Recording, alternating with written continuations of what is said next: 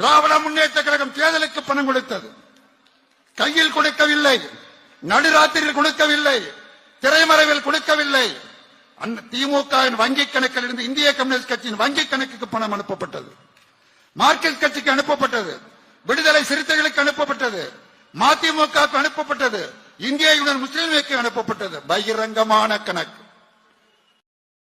கடைசி வரை என் உடலிலே கடைசி உயிர் துளி இருக்கும் வரை இந்த மண்ணுக்காக மக்களுக்காக கத்தி கத்தி போராடி செத்தாலும் சாவனே ஒழிய சமரசம் செய்து 4-5 சீட்டு கோடி கோடியில் நின்றாலும் நிற்பேன்.